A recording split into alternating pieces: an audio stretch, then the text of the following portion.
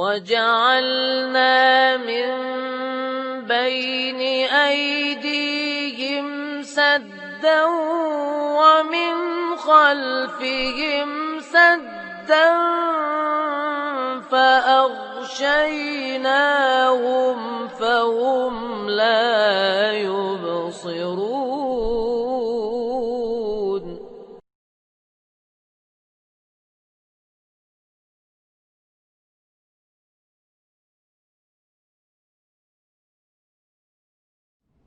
السلام عليكم ورحمة الله وبركاته. إن الحمد لله نحمده ونستعينه ونستغفره ونعوذ بالله من شرور أنفسنا ومن سيئات أعمالنا. من يهده الله فلا مضل له ومن يضلل فلا هادي له. أشهد أن لا إله إلا الله وحده لا شريك له وأشهد أن محمدا عبده ورسوله لا نبي بعده. قال الله تعالى في كتابه الكريم: يا أيها الذين آمنوا اتقوا الله حق تقاته ولا تموتن إلا وأنتم مسلمون. فإن أصدق الحديث كتاب الله وخير الهدي هدي محمد صلى الله عليه وسلم وشر الأمور محدثاتها وكل محدثة بدعة وكل بدعة ضلالة وكل ضلالة في النار. أما بعد. Jemaah sekalian rahimani wa rahimakumullah, kita lanjutkan kajian tafsir Al-Quran, pelanjutan dalam surat Ali Imran, yang pagi ini insyaallah kita akan membahas ayat 161 sampai 168 dari surat yang mulia tersebut. Kita bacakan terlebih dahulu ayat-ayat yang akan kita kaji insyaallah, mulai dari ayat 161. أعوذ بالله من الشيطان الرجيم. وما كان لنبي أن يغل ومن يغل يأت بما غل يوم القيامة ثم توفى كل نفس ما كسبت وهم لا يظلمون.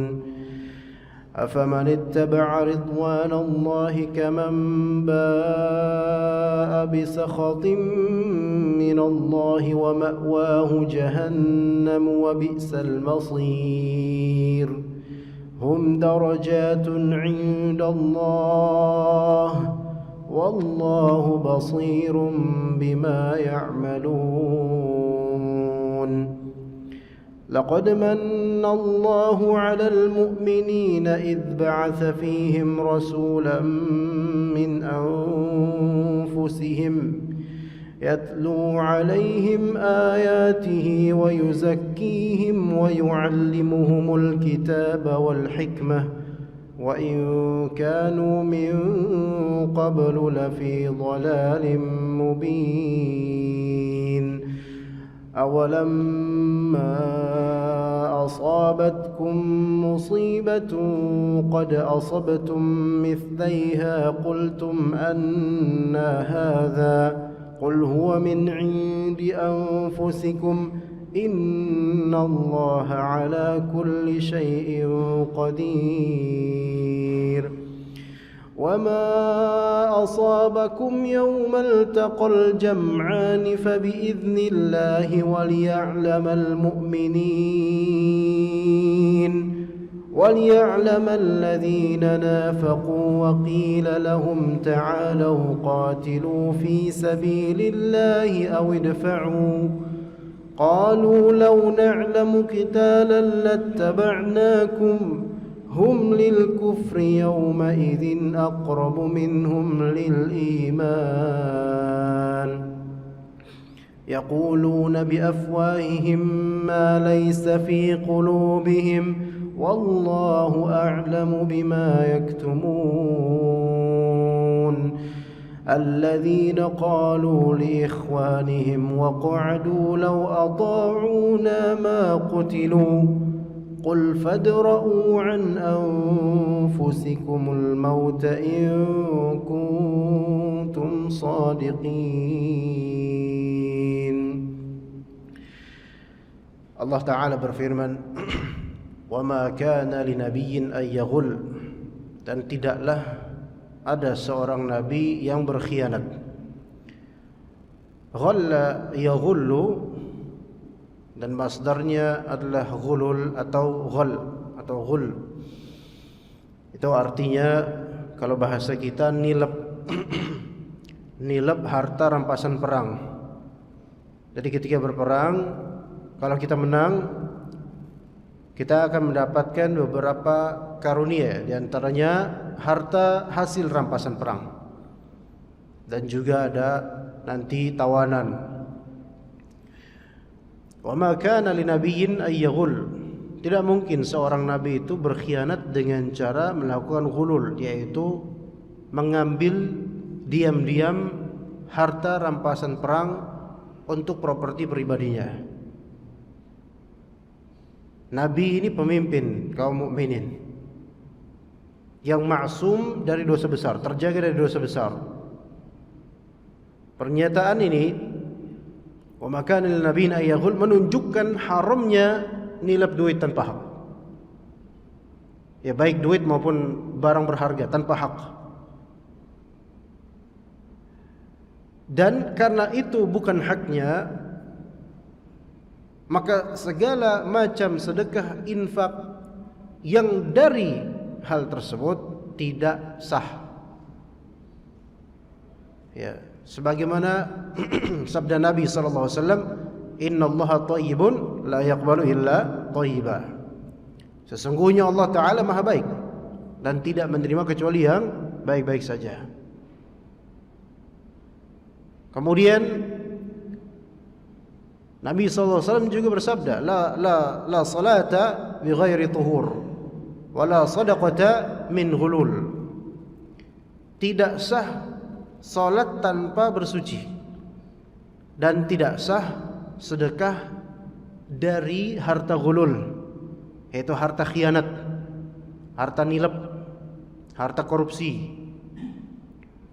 Dan itu tentu bukan karakter seorang nabi. Ya. Kemudian Allah Subhanahu wa taala menyebutkan ancaman, wa may yaghlul ya'ti bima ghalla yaumal qiyamah. Dan barang siapa yang berkhianat, kalau dikhususkan konteksnya dalam peperangan, barang siapa yang nilep harta rampasan perang diam-diam, ya'ti bima ghalla yaumal qiyamah, pada hari kiamat nanti dia akan membopong di punggungnya apa-apa yang telah dia tilap. Dikiaskan dengannya segala bentuk perampasan tanpa hak dan korupsi, walaupun gak ketahuan oleh manusia, tetapi nanti ketika dibangkitkan dari kubur akan tampak pada dirinya seorang koruptor. Kalau kita mendengar atau membaca atau melafalkan lafal koruptor, biasanya langsung jurusannya ke pemerintah atau penguasa. Yang benar itu korupsi sebagaimana terjadi di atas, maka itu cerminan di bawah. Cuma rakyat ini, kita ini hanya fokus di situ, yang mana kita tidak mungkin bisa merubahnya begitu saja. Melainkan yang di sekitar kita, korupsi di berbagai bidang itu terjadi. Dan ujung-ujungnya pasti untuk mendapatkan manfaat duniawiyah, yaitu uang. Sekarang minimarket misalnya, ya, minimarket yang menggratiskan parkir gratis. Minimarket buka, tiba-tiba pelang parkir gratis disembunyikan, warga lokal pribumi kemudian berusaha menguasai. Ini korupsi, dan mereka biasanya malah yang belaga anti korupsi dari pemerintah, maksudnya melarang korupsi, pemerintah koruptor dan seterusnya. Mereka sendiri koruptor. Dari segi apa? Lahan. lahan yang bukan untuk dibisniskan dan bukan milik mereka. Yang tadinya free jadi berbayar. Bayarnya kembali kemana? Ke kantong mereka. Ini koruptor ini. Ini koruptor. Dan kita kalau misalnya pun enggak membayar, kadang-kadang enggak enak. Karena dipicingkan matanya ke kita. Pelit. 2000 doang enggak mau. Hatta 2000 namanya korupsi haram. Maka penghasilan mereka haram. Tapi mereka kan nyari nafkah. Betul mereka nyari nafkah. Kalau iya betul nyari nafkah buat anak istri. Tapi itu haram. Bukan hak mereka. Bukan hak mereka. Benar? Bukan hak mereka. Dalam Islam enggak boleh seperti itu. Karena menggali keuntungan dari lahan yang bukan milik mereka haram. Hasilnya haram. Ustaz enggak kesian. Bukan masalah kesian enggak kesian. Namanya pekerjaan haram ya kita bilang haram. Tapi kan mereka kan ya kita butuh juga. Betul kita mungkin kadang-kadang butuh, kadang-kadang enggak. Tapi pada asalnya pemilik lahan tidak menginginkan adanya pemungutan uang di situ. Itu salah satu contoh yang masif di semua kota di Indonesia, bahkan sampai desa-desanya. Nah, ini salah satu hal. Bisa nggak diubah mindsetnya? Ya kalau misalnya masih gini-gini aja makin apa? Makin akut. Nggak ada yang melarang dari kita kan? Karena menganggap ya udah nggak apa-apa lah. Ya nggak apa-apa, tapi dia haram pekerjaannya. Termasuk apa? Ghulul atau termasuk harta haram. Ya. Dan masih banyak lainnya dari sikap korupsi jemaah sekalian. Korupsi waktu. Korupsi waktu kerja. Tidak amanah dalam bekerja, termasuk korupsi. Maka sebelum kita mengoreksi atas yang tidak bisa kita ubah dengan tangan dan kaki kita, maka coba mulai dari apa yang terdekat dulu deh.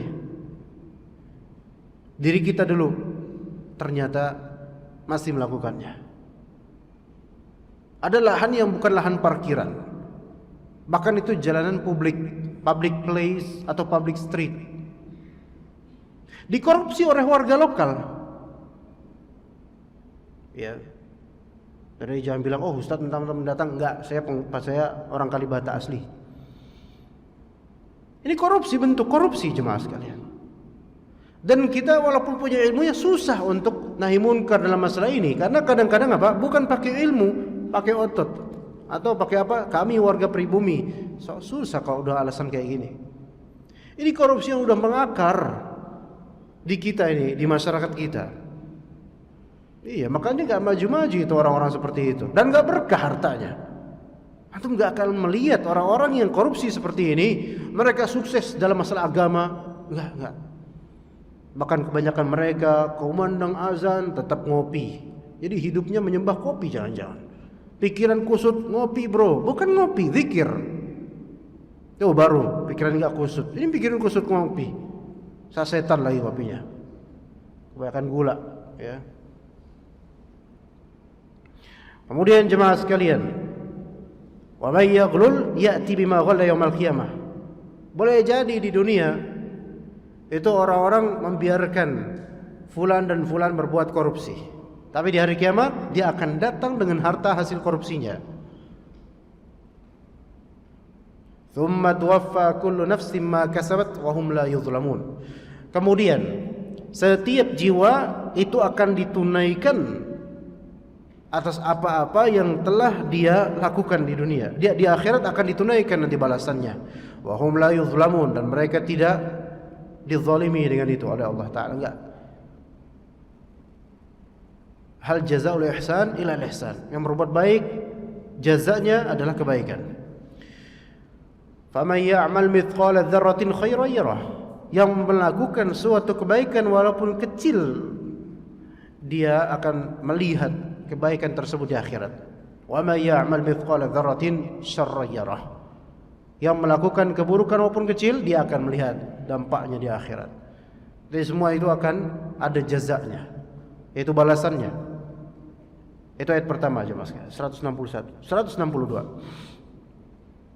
Afaman ittaba'a ridwanallah kaman ba'a bi sakhatin min Allah wa ma'wahu jahannam wa bi'sal masir.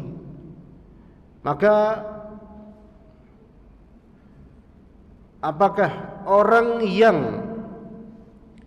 mengikuti petunjuk, yaitu mengikuti hal-hal yang membuat Allah ridha, kebenaran, itu sama dengan orang-orang yang justru memancing kemarahan dan kemurkaan dari Allah? Jadi apa sama itu mereka? Enggak. Allah tidak akan menyamakan orang-orang yang taat dengan orang-orang yang memang memancing kemarahan Allah Ta'ala. Tidak akan sama orang-orang yang selama ini berjuang mencari nafkah dengan cara yang halal dengan orang-orang yang dia tahu perjuangannya dengan cara haram, tapi apa boleh buat, yang penting saya dapat uang. Enggak sama. Enggak sama. Ini ayat ini umum, tapi cabangnya banyak nanti di kehidupan. Ya. Apakah sama orang-orang yang salat subuh berjamaah dengan orang-orang yang memang enggak pernah mau salat bahkan? Enggak akan disamakan oleh Allah. Enggak bakal. Kalau disamakan zalim berarti. Dan Allah Ta'ala hakim, maha bijaksana. Di antara kebijaksanaan Allah Ta'ala, Allah menempatkan orang-orang yang beriman dan beramal saleh di surga. Dan di antara kebijaksanaan Allah Ta'ala, Allah menempatkan orang-orang yang tidak beriman atau tidak beramal saleh di neraka. Itu kebijaksanaan Allah. Jadi itu enggak bakal sama. Ya. Afanaj'alul muslimina kal mujrimin? Kata Allah Ta'ala di surah Al-Qalam, apakah kami akan menjadikan orang-orang muslim itu seperti orang-orang mujrim, musyrik? Enggak bakal disamakan. Ini menunjukkan keadilan Allah Subhanahu wa taala. Afaman ittaba'a ridwanallahi kaman ba'a bi sakhatin min Allah. Orang-orang yang justru melakukan hal-hal yang mengundang kemurkaan Allah Ta'ala, Allah katakan wa ma'wahu jahannam. Tempat kembalinya adalah jahannam. Wa bi'sal masir. Dari itu seburuk-buruk tempat kembali. Kita harus selalu ingat jemaah sekalian bahwasanya kita akan menuju tempat kembali. Tempat kembali pertama barzakh. Tempat kembali yang never ending, yaitu akhirat. Tempat kembali pertama adalah apa yang Anda pijak sekarang, bumi, tanah. Tempat kembali kedua adalah apa yang Anda atau hasil dari apa yang Anda amalkan selama ini. Itu imma syurga imma neraka. Dan kemudian setelah kita fahami itu dan kita sudah faham, maka kata Allah, hum darajatun indallah. Mereka semua ada derajat-derajatnya di sisi Allah. Dan ini menunjukkan bahwasanya surga maupun neraka itu berderajat. Tidak satu model selesai, enggak. Betul, surga, neraka, betul, tapi derajatnya banyak. Bahkan dalam hadis ada derajat khusus untuk mujahidin fi sabilillah. Orang-orang yang berjihad di jalan Allah. Namanya berjihad di jalan Allah itu tujuannya apa? Li'i'la'i kalimatillah, untuk meninggikan kalimat Allah, yaitu la ilaha illallah. Itu jihad fi sabilillah, Pak. Untuk meninggikan la ilaha illallah, tiada berhak disembah melainkan Allah, berarti meninggikan tauhid dan anti syirik. Itu. Lah kalau misalnya justru yang diproklamirkan malah justru pro syirik, ini tidak ada jihad sama sekali. Malah justru ditunggangi oleh syaitan dan orang-orang musyrikin. Jadi jihad, yang kata Nabi SAW ditanya sama para sahabat, ya Rasulullah, bagaimana kalau misalnya seseorang jihad karena asabiyah, misalnya ras, suku, bangsa, nasionalisme, itu doang jihad itu. Saya betul-betul menjaga negara ini demi menegakkan sikap nasionalisme. Itu aja. Hamiyah atau asabiyah. Itu aja. Ya. Atau saya berjihad, berjuang karena nama saya ingin dikenang setelah saya mati. Maka apa kata Nabi SAW? Nabi enggak menganggap itu semua ada. Man qatala litakuna kalimatullahi hiyal ulya fa huwa fi sabilillah. Barang siapa yang berperang, berjuang agar kalimat Allah itu menjadi yang tertinggi, la ilaha illallah, maka itulah fa huwa fi sabilillah, itulah dia berada di jalan Allah. Ini menunjukkan Rasulullah SAW tidak menganggap hal-hal tadi sebagai apa? Perjuangan syar'i. Enggak dianggap sebagai fi sabilillah. Sehingga harga mati yang sebenarnya adalah la ilaha illallah. Harga mati yang sebenarnya adalah apa? La ilaha illallah. Kita memiliki negara ini tidak selamanya kita hidup di Indonesia. Iya. Suatu saat kita akan dikubur dan negara tersebut nanti namanya negara barzakh, bukan Indonesia. Enggak ada bedanya Indonesia dengan yang lain nanti. Maka pikirkan baik-baik ketika Anda mengucapkan NKRI harga mati. Pikirkan baik-baik konsekuensi kalimat itu. Anda tidak ditanya dikubur, apa nasionalisme Anda? Indonesia? Atau Anda jangan-jangan pro China? Atau apakah Anda lebih pro ke Saudi? Enggak ditanya gitu jemaah sekalian. Apa ditanya? Man rabbuk? Siapa Rabbmu? Siapa Nabi kamu? Kenal enggak dengan orang ini? Apa agamamu? Itu yang ditanya. Maka hati-hati dengan ucapan NKRI harga mati. Karena Anda mati tidak membawa NKRI. Anda mati membawa amalan dan akidah. Coba nanti tanya, apa agamamu? Anda jawab Indonesia, tradisionalis, agama ormas saya? Enggak. Imma kita menjawab Islam atau kita tidak bisa menjawab. Itu dilihat dari bagaimana sirah kehidupan kita nih gimana sekarang. Maka itu yang harus kita tinjau jemaah sekalian. Latah orang-orang itu. Gak ngerti apa yang mereka omongin dan gak ngerti apa konsekuensi darinya. Kalaupun mau berjuang jemaah sekalian, lillahi ta'ala, akan Allah beri ganjaran, akan Allah beri balasan. Tapi kalau kita semata-mata berjuang demi sebatas negara semata, apapun tugas Anda, baik Anda seorang tentara, seorang polisi, seorang ustaz bahkan, berjuang hanya untuk demi negara bukan lillahi ta'ala, wallahi sia-sia. Seperti sia-sianya debu-debu yang berterbangan. Di akhirat nanti gak ada nilainya jemaah sekalian. Iya. Terus mau cari pahala dari siapa? Kalau misalnya kita menghambakan diri kepada selain Allah, cari pahala dari siapa? Dari Pak Presiden, beliau tidak bisa memberikan pahala pada kita. Apapun kita menjaga, sampai menjaga portal di gang kita, niatkan lillahi ta'ala. Bukan sebatas apa? Demi warga, enggak. Lillahi ta'ala. Saya menjaga warga ini lillahi ta'ala karena ibadah. Ini untuk kemaslahatan umat, gitu. Jadi hati-hati dengan kalimat-kalimat yang kita khawatir konsekuensinya itu tidak ringan di akhirat. Apa maksud NKRI harga mati? Dan saya yakin banyak yang tidak faham maksud dari itu. Maksudnya apa coba?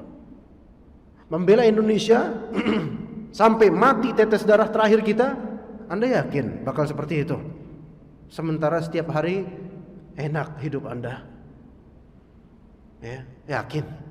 Saya enggak yakin. Ya. Kalaupun iya, maka ini merupakan perjuangan sebatas untuk apa? Nasionalisme semata. Sementara bumi ini milik siapa? Milik Rabbil Alamin. Ya ibadiyalladzina amanu, inna ardi wasi'ah fa iyaya fa'budun, kata Allah. Wahai hamba-hambaku yang beriman, sesungguhnya bumiku ini luas. Tanah milik Allah Ta'ala, langit milik Allah. Kalau sampai tahu bumi ini luas, bumi Allah ini luas milik Allah, maka beribadah kepada Allah. Berarti kita menjaga bumi Allah ini dalam rangka ibadah, minta sama Allah. Maka harga matinya adalah ibadah dan tauhid, di situ harga matinya. Qul inna salati wa nusuki wa mahyaya wa mamati lillahi rabbil alamin. Katakanlah, salat saya, sembelihan saya, maksudnya ibadah sembelihan, menyembelih, atau nusuk bisa artinya ibadah pada umumnya. Wa mahyaya, hidup saya, wa mamati, matinya saya, lillahi rabbil alamin. Tuh dalilnya. Enggak ada disebutkan di ayat negeri saya. Karena negeri Anda ini sementara. Mungkin Anda wafat duluan, atau negara ini hancur duluan baru Anda wafat. Ada dua kemungkinan, tapi sepertinya kemungkinan pertama yang lebih mungkin. Artinya kita akan meninggalkan ini dan tidak ada bekas khalas sama sekali. Nama Anda pun tidak terukir di mana-mana, kecuali mungkin kalau di nisan iya terukir khalas di situ saja. Dan banyak orang yang tidak akan mengingat Anda setelah itu. Tapi kalau misalnya kita beramal saleh, bertauhid, Allah yang akan mengganjari kita. Dan orang-orang yang diganjari oleh Allah, hum darajatun indallah.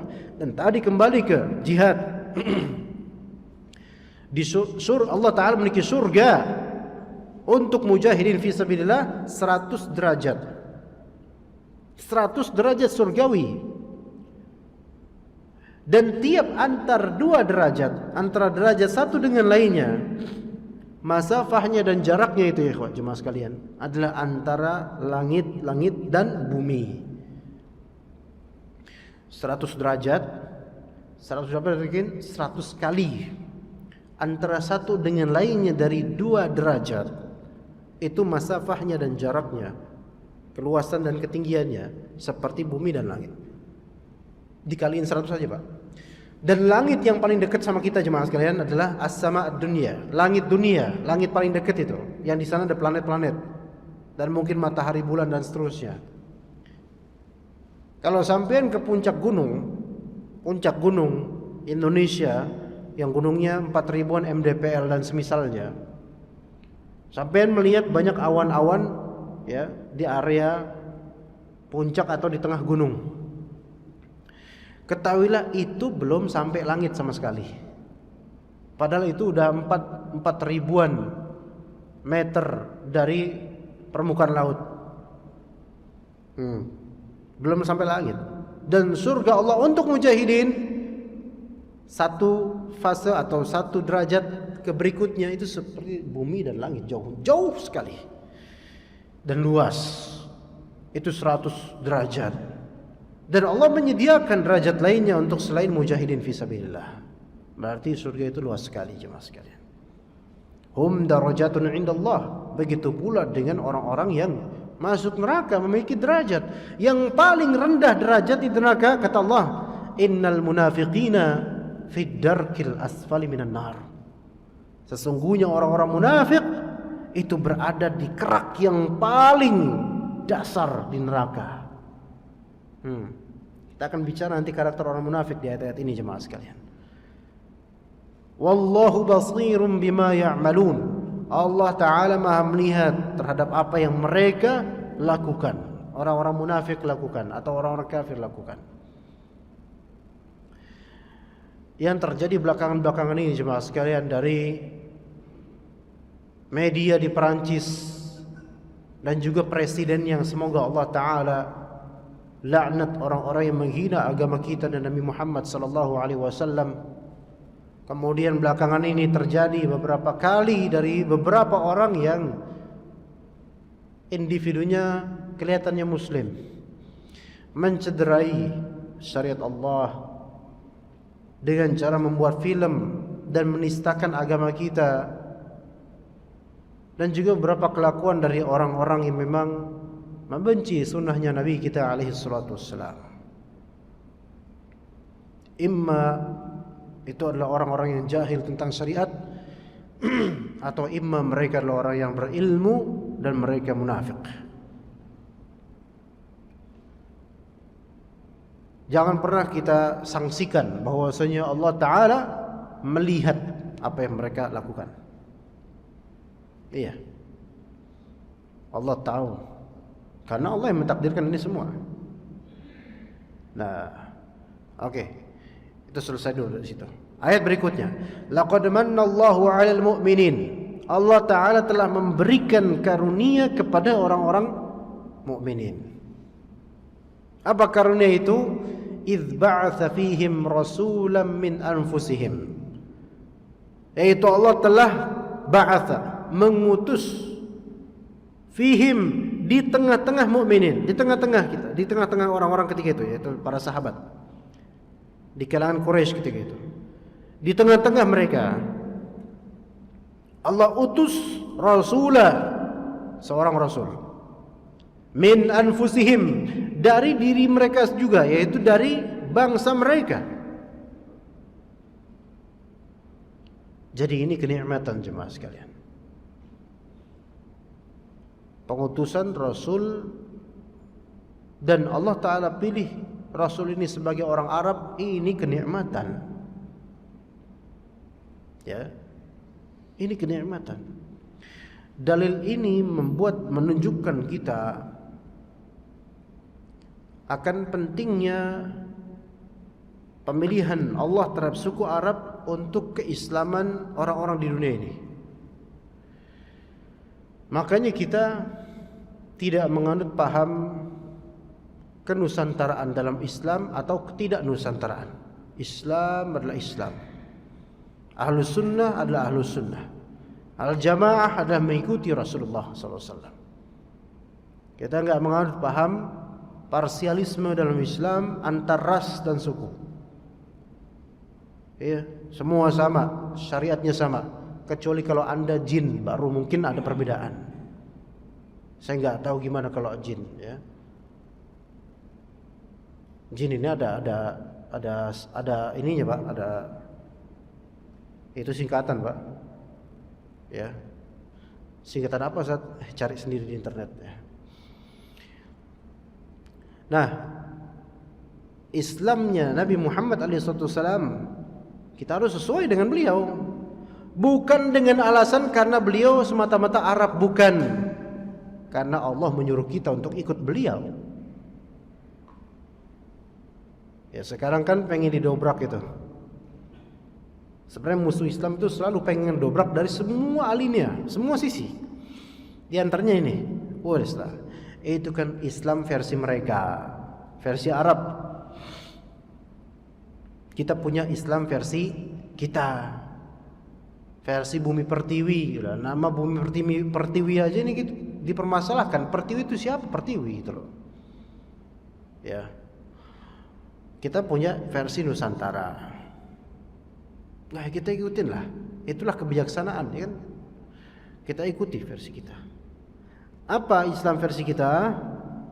Ya, Islam yang dikolaborasikan dengan tradisi masyarakat setempat lokal. Nah, ini yang membuat apa? Terpecah belahnya Islam tidak satu lagi. Dengan alasan Arab-Arab kita. Ntar masing-masing bikin deh syariat baru. Ntar lagi-lagi bukan ya Al-Quran dipakai sebagai bacaan, babat Jawi juga dipakai sebagai pedoman. Serat Jawi, serat babat Jawi dan semisalnya. Ujung-ujungnya mengkolaborasikan antara Islam dengan Buddha dan semisal itu. Enggak. Inna dina indallahil Islam mutlak. Islam yang dimaksud Islamnya Nabi Muhammad SAW. Dan itu kenikmatan buat kita. Laqad mannallahu 'alal mu'minina idz ba'atsa fihim rasula. Fihim, di tengah-tengah orang Arab. Ini di sini berarti Allah pilih, ada hikmahnya. Min anfusihim, dari kalangan orang Arab. Ya.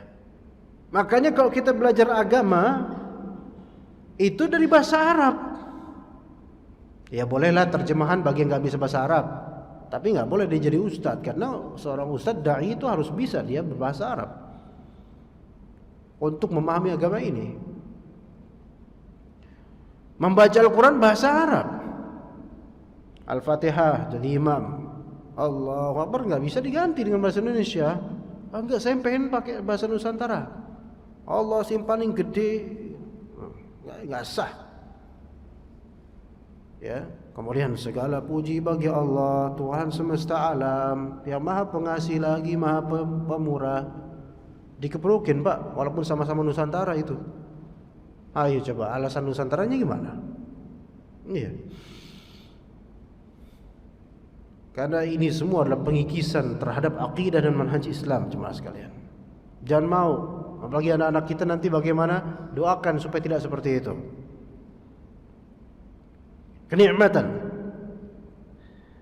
apa yang dilakukan oleh Rasulullah SAW dan apa yang dilakukan oleh beliau SAW ini pantas dilakukan juga oleh seluruh da'i. Yatlu alaihim ayatihi, membacakan kepada umat ayat-ayat Allah. Itu dibacakan ayat-ayat Allah supaya umat tahu nih kata Allah seperti ini, supaya pada tahu. Jangan disembunyikan, karena yang namanya menyembunyikan ayat itu kerjaan bangsa Yahudi. Islam enggak, jelas, ayo sok baca Al-Quran, sok baca aja. Tiap hari imam kemudian bacanya Al-Quran. Tiap hari kitab-kitab berjejer di situ Al-Quran. Sampai baca aja. Terbuka kita, terbuka. Enggak ditutup-tutupi Islam ini. Yatlu alaihim ayatihi wa yuzakkihim. Bacakan, bersihkan orang-orang dari apa? Dari tauhid. Dari syirik menuju tauhid. Iya, bersihkan orang-orang. Ya masih berpemahaman syirik, bersihkan pemahaman mereka menuju tauhid. Itu tugasnya para rasul. Nah, kemudian para rasul wafat. Tugasnya dai-dai kemudian. Itu harus dibersihkan jemaah sekalian. Karena pembersihan itu didahulukan sebelum perhiasan. Kaidahnya at-takhliyah qabla at-tahliyah. Bebenah dulu baru berhias. Lah kalau dibalik ya repot Pak. Berhias dulu baru bebenah. Kayak gini contohnya. Kita kalau mandi, kita make up duluan apa mandi duluan? Ya pasti mandi duluan Pak. Mandi itu pembersihan, dibersihin. Segar baru kita berhias. Iya, jangan nyisir dulu, pakai make up dulu, pakai parfum, habis itu baru mandi. Ini kebalik ini namanya. Ya, jadi bebersih dulu. Bersihkan dulu baru berhias setelah itu. Ya, kemudian di sini wa yu'allimuhumul kitaba wal hikmah, dan mengajarkan al-kitab Al-Qur'an dan juga al-hikmah. Al-hikmah bisa dimaknai sunnahnya Nabi SAW. Itu tugasnya jemaah sekalian, dakwah itu enggak usah neko-neko kemana-mana gitu loh. Apalagi dunia ini Masya Allah, apalagi Jakarta ini ya, matanya kemana-mana kita. Maksud kemana-mana di sini, tertarik interest dengan dunia-dunia, terutama di bidang politik. Ya, pertama disuruh di sini apa? Rasulullah SAW itu membacakan ayat Allah. Ini menunjukkan bahwa Rasulullah menyeru kepada Allah supaya orang-orang ayo ikut menuju Allah itu. Bukan ayo ikut menuju ormas saya atau partai saya atau diri saya. Enggak. Ayo jemaah sekalian, Anda tidak perlu mengagungkan saya, kepada Allah saja. Ya kalau saya sebagai ustaz ya jangan mengagungkan saya. Kalau saya rasul baru agungkan rasul, karena itu perintah Allah. Itu yang pertama, bacakan ayat Allah. Kedua, bersihkan mereka dari akidah-akidah yang tidak benar. Namanya akidah tidak benar yang sudah mengakar di masyarakat. Kalau kita berusaha mencabutnya, banyak yang sensitif di situ. Tapi ibrahnya bukan di situ, terus lakukan. Karena di zaman Nabi SAW kesyirikan terjadi, merajalela penyembahan terhadap kuburan, penyembahan terhadap berhala, itu terjadi banyak di zamannya Nabi awal-awal dakwah. Nabi orang paling dicintai oleh masyarakat, tapi ketika justru yuzakihim, membersihkan syirik dari masyarakat, baru masyarakat bergejolak dan membenci Nabi SAW. Persis kalau di Indonesia terjadi pemberantasan terhadap syirik, pasti dibenci itu orang.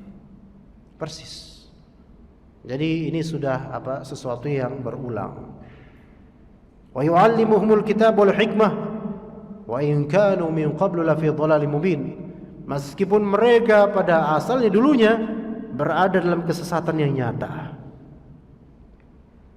Jadi enggak masalah kalau masa lalu kita itu sesat. Tapi yang penting sekarang sudah apa? Sudah benar. ya, sudah hijrah kalau bahasa sekarang. Ya.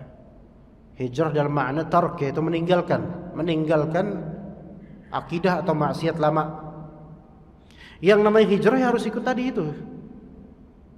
Pertama, sering diperdengarkan padanya apa? Bacaan ayat Allah. Kedua, dibersihkan itu masa lalunya. Ketiga, belajar wa yu'allimuhul kitab wal hikmah. Belajar Quran dan sunnah, itu baru hijrah. Kalau hijrahnya cuma buat komoditas dan juga komunitas, ini justru ke dunia lagi jadinya. Jadi kalau hijrah istilah syar'iyah. Syariat Islam hijrah itu. Bahkan bisa diwajibkan. Hijrah dalam artian meninggalkan amalan yang lama, meninggalkan trek lama, meninggalkan pekerjaan yang haram yang lama. Tapi kalau misalnya hijrah sebatas untuk komoditas, dagangan dan juga komunitas, ya udah, ini namanya kalau bahasa kita sekarang apa? Salfok. Ya. Salah fokus, Pak. Fokusnya bukan meninggalkan maksiat. Malah fokusnya di apa? Dagangan dan komunitas. Artinya nggak jadi hijrah, dia jalan di tempat. Itu syaratnya seperti ini jemaah sekalian. Walaupun dulunya iya sesat. Oke, ayo kita hijrah. Tapi hijrahnya treknya harus ikut ini. Yatlu alaihim ayatihi. Ayo kita perdengarkan ayat Al-Quran. Wa yuzakihim, bersihkan diri kita dari syirik dan keburukan-keburukan masa lalu. Wa yu'allimuhumul kitab wal hikmah, belajar Al-Quran dan Sunnah. Itu baru hijrah. Ya belajar untuk diamalkan, bukan belajar doang. Kata Allah Ta'ala, wa awalamma asabatkum musibatun qad asabatum mithlaiha qultum anna hadha. Kata Allah Subhanahu wa Ta'ala, dan mengapa kalian kok bisa heran wahai kaum muslimin? Telah tertimpa kalian ini dengan suatu musibah, yaitu di perang Uhud. Di perang Uhud mati para sahabat 70 orang. Musibah. Tapi qad asabtum mithlaiha. Wahai kaum muslimin, sekarang di perang Uhud kalian mati 70 orang, wafat 7 orang fi sabilillah insyaallah. Kalian heran? Qad asabtum mithlaiha. Dulu sebelumnya di perang Badar kalian telah melakukan hal yang 2 kali lipatnya, yaitu di perang Badar kalian telah membunuh 70 orang musyrikin dan menawan 70 orang musyrikin. 2 kali lipat dari kekalahan di perang Uhud. Perang Uhud kalah, perang Badar menang kaum muslimin. Ya. Artinya kalian dulu menang, sekarang kalian kalah. Begitulah dunia kehidupan. Nah, kalian heran dengan siklus seperti itu? Kok bisa kalian kalah? Qul huwa min indi anfusikum. Katakanlah itu gara-gara diri kalian sendiri. Maka ini menjadi dalil jemaah sekalian, ketika kaum muslimin kalah dalam artian ya bukan kalah pertandingan bola, bukan. Kalah di sini kalah dari segi keagamaannya kita itu terkikis, dari segi ekonomi kita morat-marit, sementara ekonomi orang kafir mereka malah justru meninggi, kalah kita. Katakanlah itu dari diri kalian sendiri. Sebabnya diri kalian sendiri. Itu kata Allah Subhanahu wa taala. Periksa lagi ada apa yang salah dengan diri kalian wahai kaum muslimin.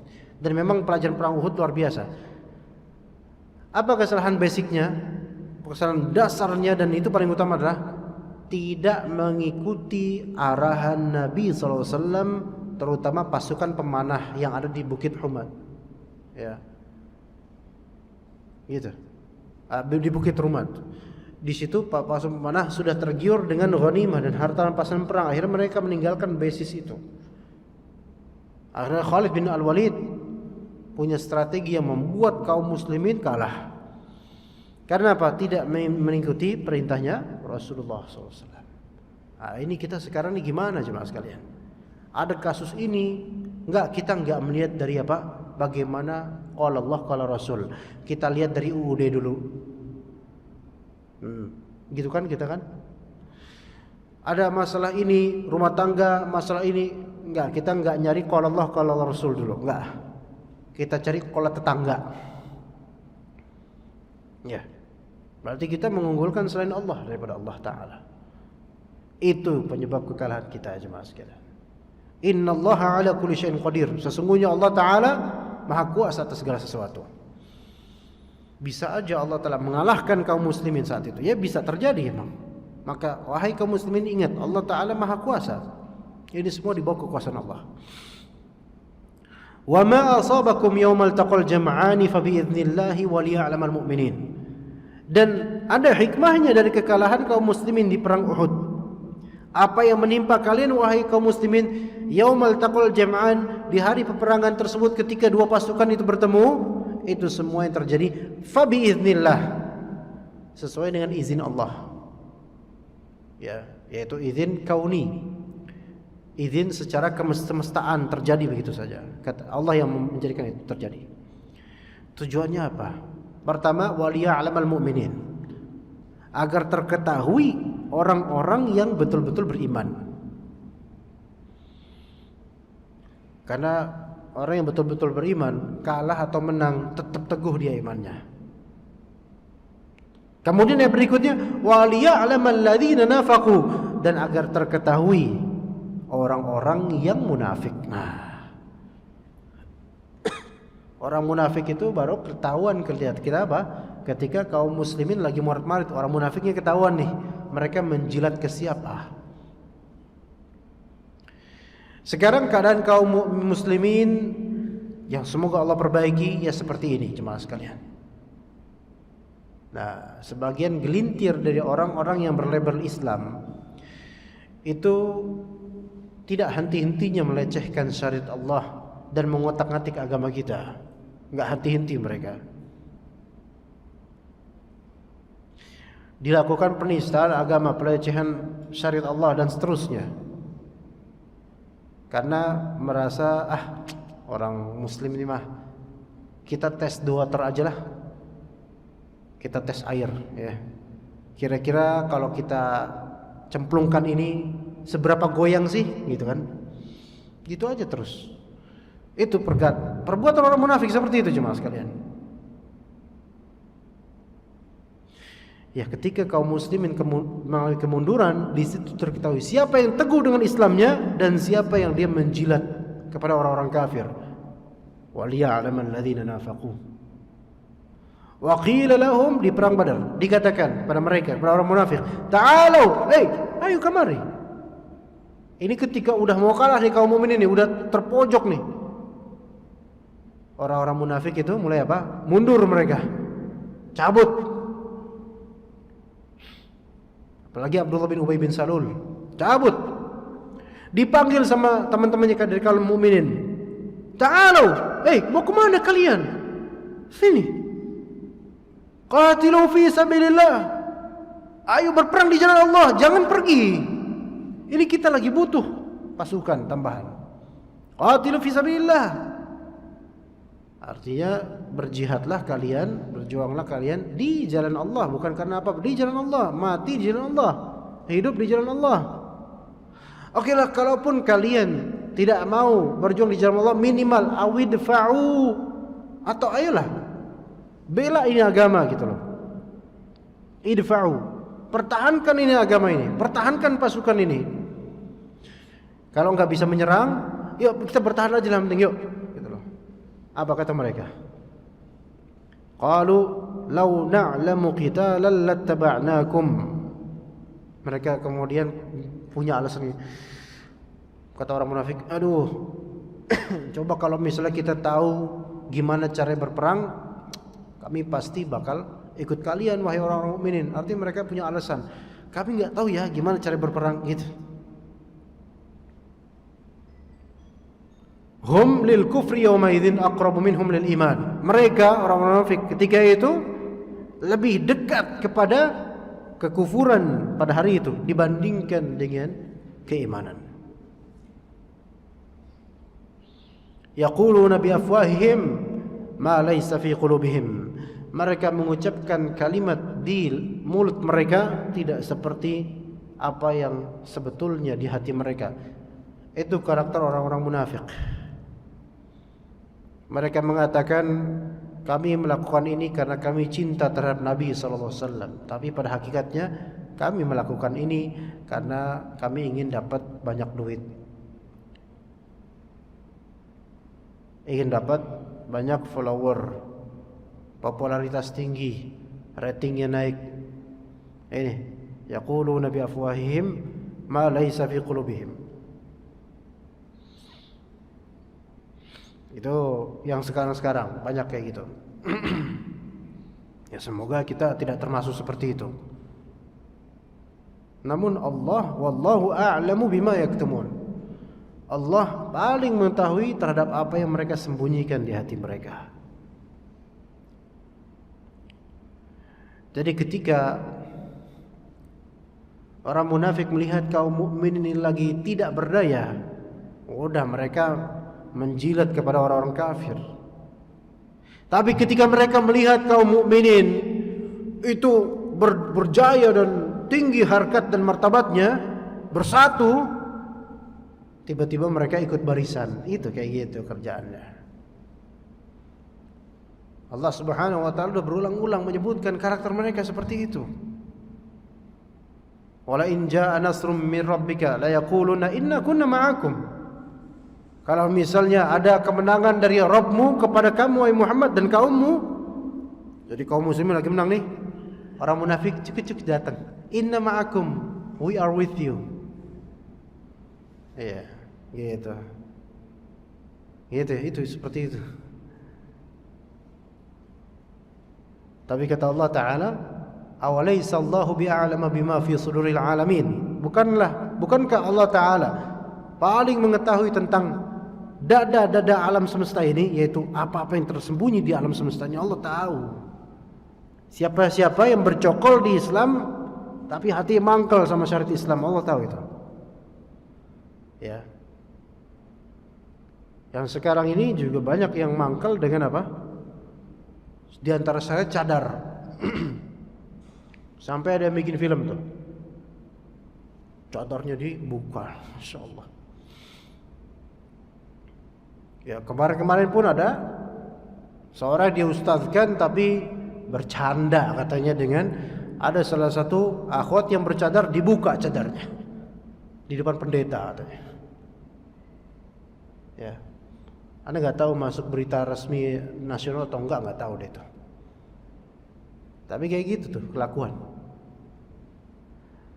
Ini orang jahil aja nggak kayak gitu, Pak. Orang jahil itu nggak kayak gitu. Ngeliat perempuan bercadar, orang jahil ya paling sweet atau tergoda, atau mungkin malah justru apa ya, wah perempuan bercadar ya terjaga gitu.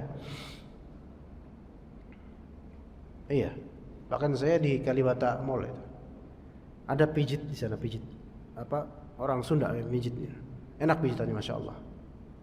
Ya, Anda sama keluarga, dah Anda izin dulu mau dipijit dulu, keluarga lewat. Tukang pijit ini kemudian sambil ngobrol-ngobrol gitu kan, dia nanya, itu yang cadaran istri abang gitu? Iya, istri saya.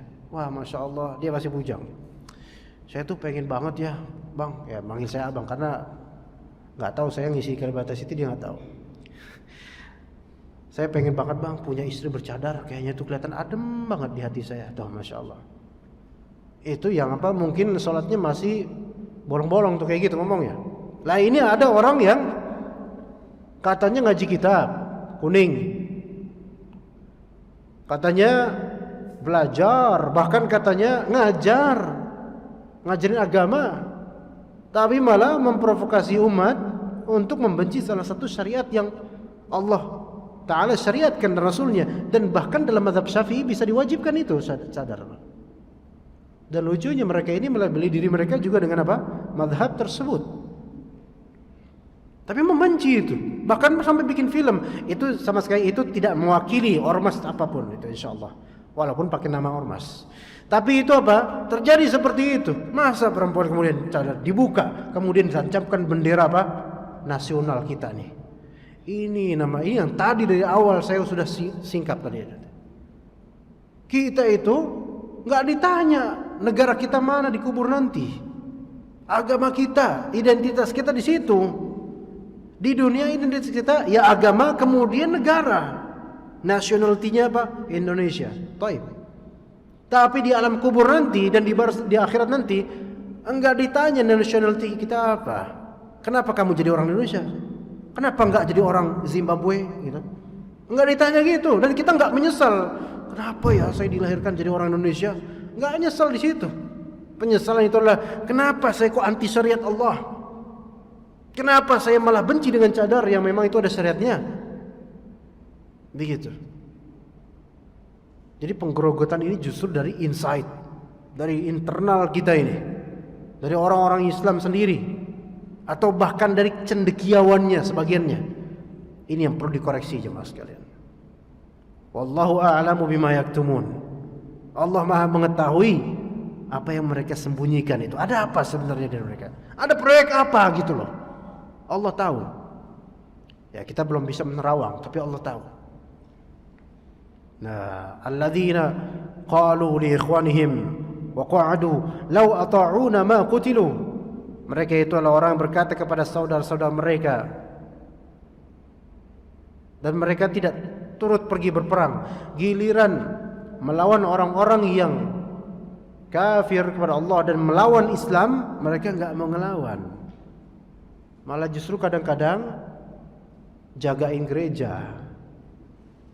Kan kebalik ya Pak? Kebalik ini. Emang kok dunia ini seru banget ya Pak ya? Ada yang seperti itu, ada.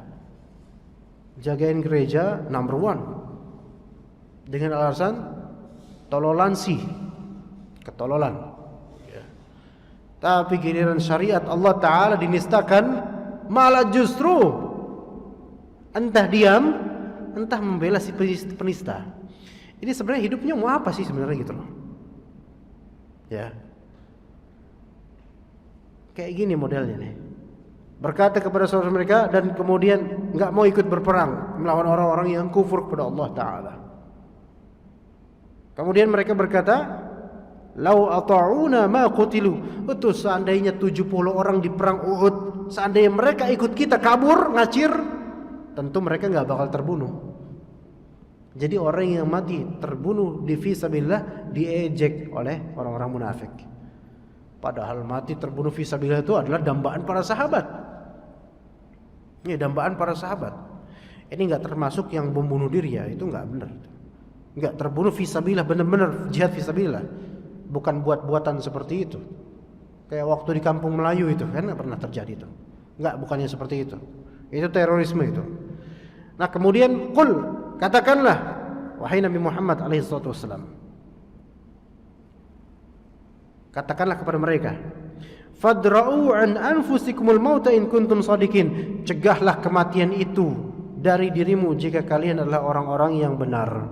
Jadi mereka merasa bahwasanya dengan berlindung di balik ketiak orang kafir atau menjilati mereka atau mendiskreditkan agama Allah dan orang-orang yang berjihad fisabilillah, mereka menyangka bahwasanya kematian itu tidak akan menyergap pada mereka. Maka tantang mereka, saat kematian datang, coba bisa enggak engkau hijabkan diri engkau dari kematian, kalau memang engkau adalah orang-orang yang benar. Begitu jemaah sekalian rahimakumullah. Dan tentu nasihat saya enggak mengatakan, saya enggak ingin memojokkan pihak tertentu, saya enggak mengatakan begitu. Apa yang salah, salah. Saya tidak menyebutkan nama, tapi menyebutkan karakter, dan itu sah, enggak masalah. Maka ketika misalnya ada di antara kita yang, Ustaz kenapa membahas hal-hal yang sensitif, maka kita balikan, Pak, kenapa ketika Anda tahu orang-orang membuat film yang mendiskreditkan syariat Allah dan itu lebih sensitif lagi, Anda terdiam. Tapi ketika kita mengcounter balik sebagai pertahanan defensif untuk agama kita, Anda mengkritik saya. Sebenarnya kiblat Anda di mana? Itu yang akan saya katakan. Kalau misalnya hal-hal tadi kemudian hal seperti ini enggak usah dibahas, Ustaz. Masjid kita heterogen dari segi ras atau apa, tidak masalah. Kita Islam. Maka ketika ada yang ingin menghancurkan agama kita ini, harusnya kita satu kalimat. Dan kita punya pertahanan, kita counter mereka dari segi hujah. Harusnya seperti itu, Pak. Jangan sampai semua diam, udah biarin aja. Enggak usah ngomong, udah khalas. Udah biarin aja, gitu kata mereka. Kalau biarin aja ini seperti syaitan yang bisu berarti. Akhirnya apa? Mereka terus merajalela tuh. Enggak ada ustadz-ustadz yang kemudian membahas ini. Harus dibahas. Jangan sampai agama kita ini digerogoti, terutama anak-anak muda zaman sekarang. Jemaah sekalian. Ya. Maka ini termasuk bagian jihad dengan lisan. Walaupun ia tidak sama dengan jihad medan perang. Tapi ketika Anda mengatakan kepada putra-putri Anda dan istri Anda dan keluarga Anda untuk membela agama Allah dengan menegakkan syariat Allah di rumah minimal, itu jihad Anda insyaallah. Berpahala insyaallah. Dan ketika orang-orang seperti ini ingin mendiskreditkan syariat agama kita, kemudian Anda jelaskan ke keluarga Anda, ini tidak benar. Ini bertentangan dengan syariat Allah. Itu jihad lisan Anda kepada saudara Anda atau keluarga Anda. Harus ada yang membayankan. Karena ketika suatu yang berkabut tidak dijelaskan, maka kabut tidak akan pergi dan orang tidak akan mengerti. Semua ini kita tuturkan dengan ayat yang sangat cocok, dan ini enggak direncanakan, memang seperti ini ayatnya. Memang kita ini kajian tafsir Al-Aisar udah di masjid, tadinya di Masjid Rawa Bambu kemarin udah sejak tahun 2014. Sekarang serial ke-200. Dan ini Ali Imran 161 sampai 167. Dan alhamdulillah lengkap di YouTube kalau misalnya Bapak-bapak mau lihat dari seri nomor 1-nya sampai sekarang seri 200 insyaallah.